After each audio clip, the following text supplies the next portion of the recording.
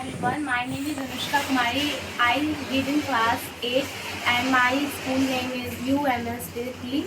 आज मैं आपको ना सोलर के उपयोगों के बारे में बताऊंगी। जैसा कि हम जानते हैं कि बिजली की खपत बहुत ज़्यादा होती है, तो उसकी उपयोगिता भी बहुत ज़्यादा होती है, पर ना वो कम मात्रा में हमारे पास उपलब्ध है। और हम जानते हैं कि यूक्रेन और रूस की लड़ाई भी हो रही है, तो उसके में और ज़्यादा बिजली की खपत हुई थी, तो उसमें बहुत कम हो गई है। इसलिए हम सोलर का उपयोग करेंगे जो हमें सस्ता भी पड़ेगा और जिससे हमें बहुत ज़्यादा फ़ायदा भी होगा। और सरकार ने एक ऐसा नियम भी चलाया है जिसके तहत अगर हम इसका उपयोग करते हैं तो सरकार हमें कुछ मतलब कि प्रोत्साहन राशि देती है। और हम जानते हैं कि बहुत सारे देशों में इसका आविष्कार हो चुका है, भारत में भी। और भारत एक ऐसा देश है जो अभी विकास कर रहा है, जैसे कि जापान टेक्नोलॉजी के लिए बहुत मशहूर है। तो यहाँ के लोग बहुत मेहनती होते हैं, पर वो सही दिशा में मेहनत नहीं करते हैं। पर मैं नई जनरेशन के लिए एक नई चीज़ बताने वाली हूँ, जैसे कि सोलर कार है। इंडिया में तो इसका उपयोग अभी तक हुआ नहीं है, ना इसका आविष्कार हुआ है, पर जापान जो बहुत ही ज़्यादा हाई टेक्नोलॉजी है वहाँ पे हो गया होगा। आई थिंक आप में से टीचर से मुझे किसी ने बताया कि ऐसा हो गया है, तो मैं बोल रही हूँ, तो ऐसा हो गया। तो हम भी कोशिश करेंगे ना, न्यू जनरेशन जो मुझसे बड़े इंजीनियर हैं, अगर उनको ये बात पता चलती है तो इस पर ध्यान दें और ऐसा कुछ करें कि जिससे इंडिया का और विकास हो। जहाँ Japan land of rising sun बोला जाता है, वहाँ पे इंडिया को भी बोला जा सकता है, इंडिया को भी हाई टेक्नोलॉजी कंट्री बोला जा सकता है। ऐसा करने के लिए हमारे मुख्यमंत्री जी और वगैरह वगैरह जो भी हैं वो ज़रूर इसमें सहायता करते हैं। आज़ादी के बाद हमें छूट मिली है कि हम कुछ भी अपने मन से जो हमारे आगे बढ़ने के लिए ज़रूरी है वो कर सकते हैं। तो इसके लिए सोलर एक आसान सा तरीका है, आप किसी भी कर सकते हैं, पर सोलर एक आसान सा तरीका है जो आपको बहुत ज़्यादा फ़ायदा देता है।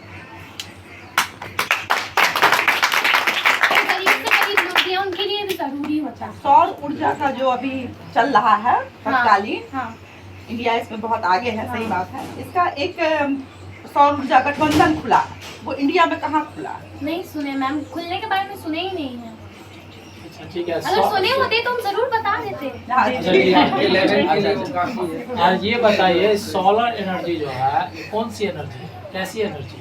जो सूर्य का प्रकाश देता है। ठीक है, सूर्य का प्रकाश एनर्जी नहीं, एनर्जी नहीं, अनवीकरणीय, ये नवीकरणीय है।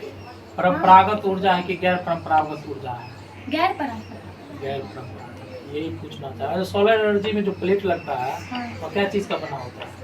सर इसके बारे में मुझे नहीं पता है, क्योंकि मैंने बस उसके बारे में लिखा भी नहीं है, बना दिया है। और उतना हाई मेरा है नहीं जो मैं आपको बताऊंगी ना, मैंने बनाया है। लिमिटेशन है कुछ इसका सोलर? नहीं, वो हमको नहीं पता है, क्योंकि मैंने बस खुद सोचो ना। नहीं, इसका कुछ हो सकता है, खामियां हो सकता है सोलर प्लेट लगाने का। कमी क्या है इसमें?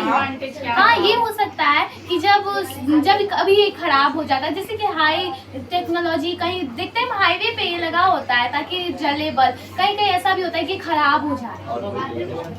सोलर नहीं खराब होता है, उसकी बैटरी खराब हो जाती है। हाँ, वही। सोलर एनर्जी में जो चीज इस्तेमाल किया जाता है जो मूल रूप से जरूरी है, जब तक वो नहीं रहेगा तो ये एनर्जी का हम यूज कर ही नहीं सकते। सूर्य की रोशनी तो है ही, उसके साथ उसको स्टोर करने के लिए एक सेमीकंडक्टर होता है, सिलिकॉन उसको कहते हैं।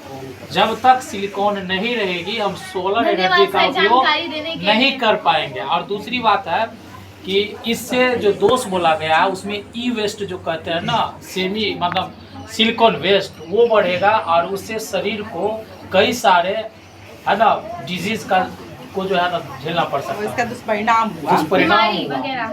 हाँ, ये सिलिकॉन की वजह से। लेकिन ठीक है, हम लोग को हाँ, तो इस दिन नहीं होता है चार्ज, क्योंकि उस दिन तो सूर्य अच्छे से होता नहीं है। एनर्जी ऊर्जा होता है, मतलब जो किसी जैसे दहन होता है तो उसमें से जो निकलता है, किसी भी चीज से जो निकलता है एनर्जी बनता भी है। हाँ, एनर्जी बनता है। जैसे कि हम लोग खाते हैं तो हम लोग बोलते कैसे हैं? एनर्जी से ही बोलते हैं। लिखते कैसे? एनर्जी से लिखते हैं। बहुत अच्छा।